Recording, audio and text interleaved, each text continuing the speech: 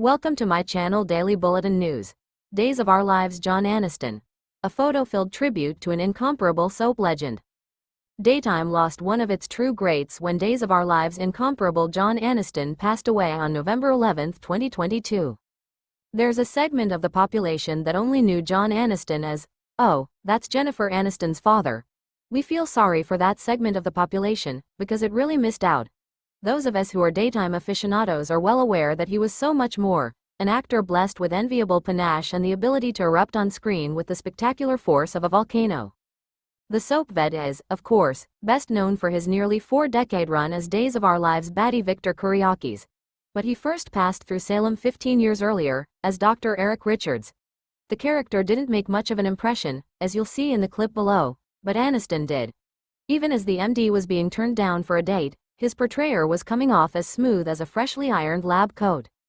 In the years between his Days of Our Lives stints, Aniston passed through Love of Life as Eddie Eliada, whose better half hardly lived up to the term, and Search for Tomorrow, whereas Martin Tornor he revealed the flair for wickedness that would serve him so well as Victor. Martin was such a cad, he even cheated on the show's beleaguered heroine, Jo. Then, of course, came Aniston's role of a lifetime. When he returned to Days of Our Lives as the Greek tycoon with a surplus of money and a shortage of scruples, he played the part to the hilt and beyond. We hated Victor, and loved to hate him. However, the beauty of Aniston's performance, even early on, was that he didn't make his alter ego a mustache-twirling villain. Even though he had a fabulous mustache with which he could have done so, he gave Victor depth, desire and, especially shocking, humanity. He wasn't rotten to the core, just damn near to the core.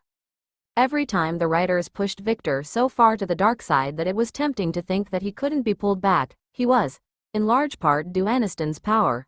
He didn't just appear on screen, he commanded the screen, electrifying his most dramatic scenes and shading in his quieter moments with the skillfulness of a sketch artist.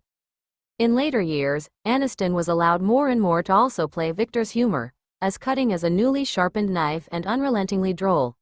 Aniston and Suzanne Rogers even made the unlikely pairing of sweet Maggie Horton and sour Victor work, in the process shining a spotlight on the surprisingly existent and functioning heart of the pot stirrer who had for so long made Salem hell for its residents. By the time Aniston died, he'd convinced us that there was nothing that he couldn't do, even live forever. Which, in a way, he certainly will. Because those of us who were lucky enough to enjoy his work will never forget it or him. Stay tuned and subscribe the channel.